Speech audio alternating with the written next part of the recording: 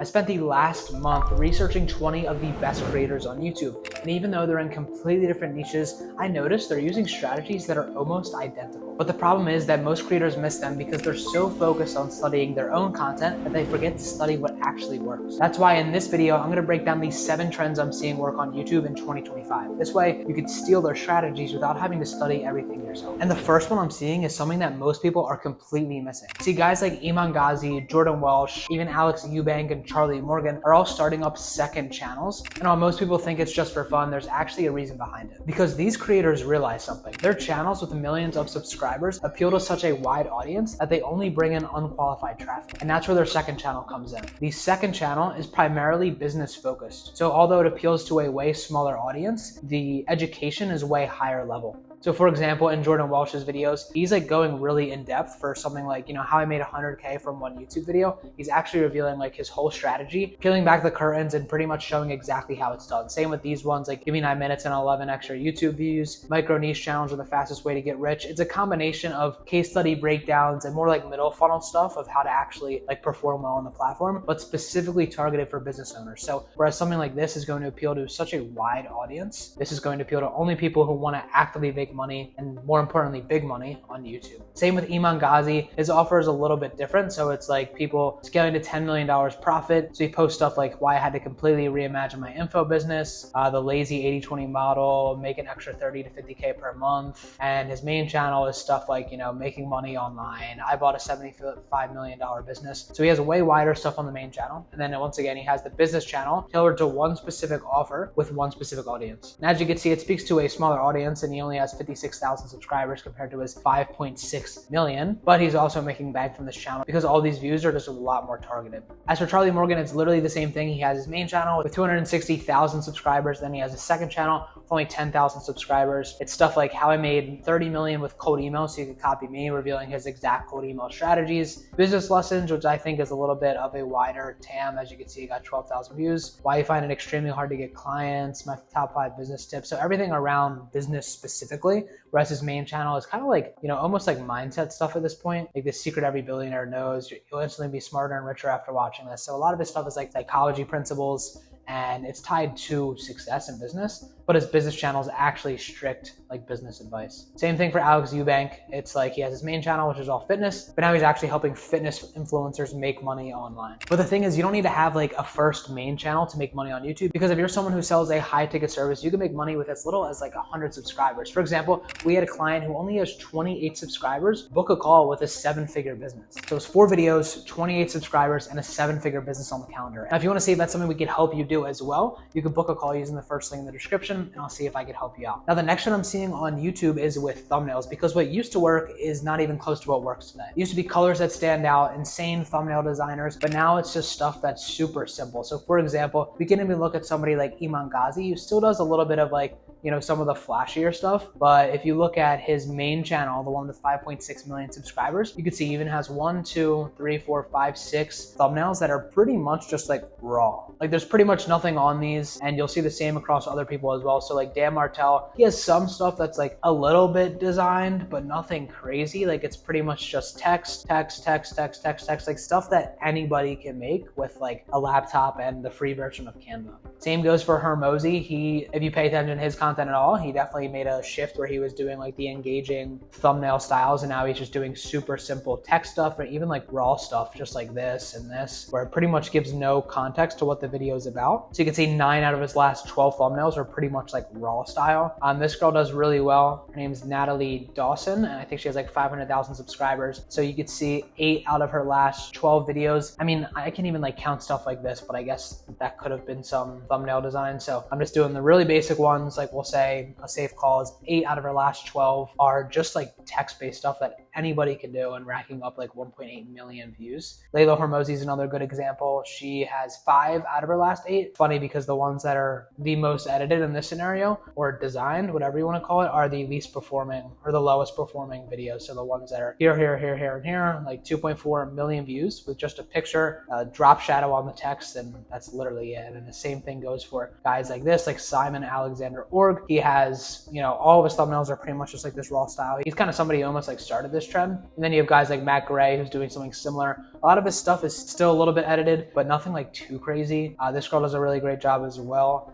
Just pretty much is basic stuff. And this is another channel that I just thought of off the top of my head as well, like Mark Builds Brands. This guy rips, and his thumbnails are literally like him with a Loom video, just over like a screen share with like his shirt off in the middle of the night, whatever. Like stuff like this is just absolutely ripping for him. I think Charlie Morgan has something like similar, but it pretty much just goes to say that the old insane graphics are kind of dying out, and we're in this phase of like, you know, the simpler stuff that pretty much anyone can make. You just have to have the right text on there and, you know, the right facial expressions. Now this next one is something that I personally didn't even know about till I saw an Iman Gadzhi podcast, and I saw how ruthlessly he was like taking this approach. And for example, like you could see all these on the right, and what these are is split tests. So these creators are split testing titles and thumbnails like up to like 20, maybe 30, sometimes even like 40 times per video between like their titles and their thumbnails. And what this does is it kind of like boosts it on the algorithm, and it also like gives them data, of course. But you could see stuff like this where like Sabri, Subi, he tested, I mean, I'm not going to count all those, but let's just say it's like 20 or 30 in the first like 2 weeks, not even 2 weeks, mainly to probably just get that data back to see what performs the best. And then you could see he starts to pump out like another split test 40 days in advance. You see the same thing across, this is WAP, this is their best performing video, so they probably didn't split test anything too far out.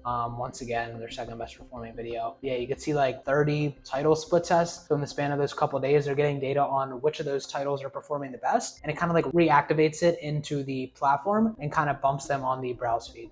This is another good example, like Natalie Dawson, like she also is split testing, or her team is split testing a lot of stuff as well. This is probably like 15 or something, but you could see they split test even like pretty far out, just to kind of like try and get that back on the algorithm and get it pushed on the browse feed again. I think Iman Gadzhi is someone who does like a really great job of this. This is a more recent video, so you won't be able to tell like any super far out split tests, but you'll be able to see that he split tested this thumbnail 9-10 times just on the first day. And he's able to get a lot of traffic to his videos, so he's allowed to actually take data that works. So like, I mean, if you have 100 subscribers, it's not really gonna help too much. But yeah, someone like Dan Martell, probably like 10 on the first day, 1 like 4 days out, probably to just like bump it out on that algorithm again. And that's something I didn't even realize until you download an extension like vidIQ, and you can see these guys are aggressively split testing their thumbnails and titles. Now, the next thing I'm noticing is with the editing style. See, creators aren't really making the most engaging edits in 2025. They're making stuff that actually simplifies the structure of the video. So if it's not adding to the video with text or like open loop sequences, they're pretty much not using it. Like they're not throwing in some insane stuff here. Like for example, like these are some basic ones, like Alex Hormozi. I mean, this is not even like editing, but he has the stuff on the screen, and then it just says like everything I learned from this, and it's basically the open loop sequence. Same thing here, it's just like 1, 2, 3, 4, 5, 6, 7, and that's creating like that open loop as they unlock each one. Some other like crazy examples are stuff like, you know, Mark Builds Brands, Charlie Morgan, they're just ripping like straight Loom videos, like no editing at all. And I wanted to show a couple other good examples as well. So I think Layla Hormozi is a really good example. Like you could see that it's super basic editing. They're still editing stuff, and it looks like aesthetic, and it adds to the brand, and like doesn't like reduce her credibility at all. Like something like this is a really great open loop sequence where it's like right in the beginning, in the first 13 seconds, they're kind of creating this open loop where you now want to unlock each of these in your mind.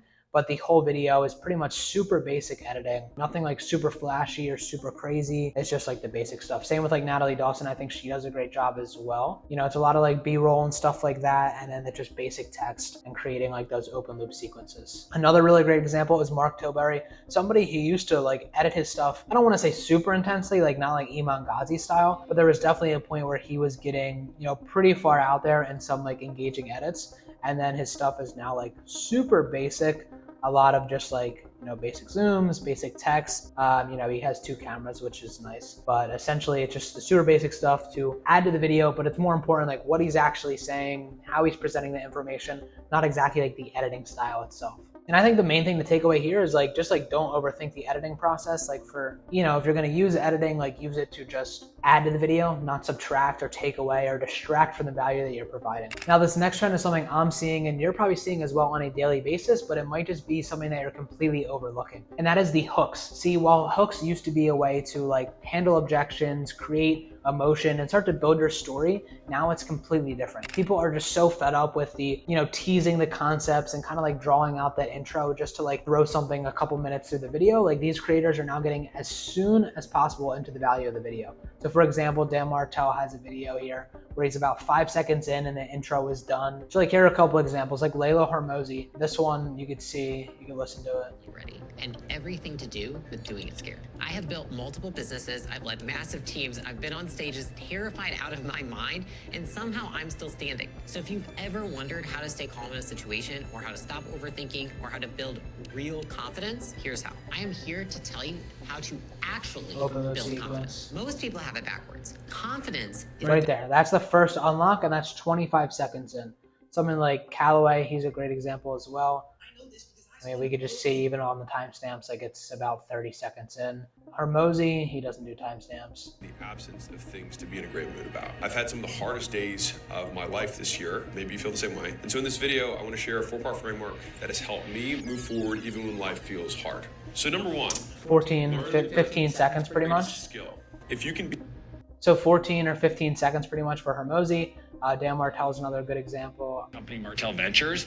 I'm going to share with you the 5 ways I would make money with AI if I was starting from zero. I'll even teach you how to find and sell it to customers and show you the cost, effort, and potential for each one. Now, I'm not talking about a get-rich-quick scheme. These are real money-making ideas where AI does most of the work for you. So let's get into it. Starting with 27 seconds, so yeah, like anywhere between 15 to 30 seconds is pretty much the guideline at this point. Now at this point, you're probably noticing a pattern. The audience is so sick of just like content being flooded in their faces that doesn't meet up to the expectations they have, that they're just kind of reverting back to the old stuff or the raw stuff that kind of like sticks out. And the actual value that's provided within the video is taking the same approach, because people can nowadays just throw anything into ChatGPT, remix someone else's video, come up with a whole new topic idea, all by using AI. So creators are incorporating their stories as much as possible. No matter what video you watch from the biggest creators, Hormozi, Alex Hormozi, Dan Martell, Natalie Dawson, Iman Gadzhi, like these people are sharing their stories, and they're doing it in a way that actually delivers more context to the value. So like these are just basic circles that we put over like the captions, because it's not something I can really show, but they're pretty much going in through like the why, the what, the how of every video. And during like each of those phases, like the why, the what, and the how, like they're talking about like their stories and actually incorporating how they learned it to create insightful content instead of content that's just like value packed. Now this is the last trend of all of them, but if you're someone who's selling a high ticket item on YouTube or just any platform, like this might be the most important step for you, because this is what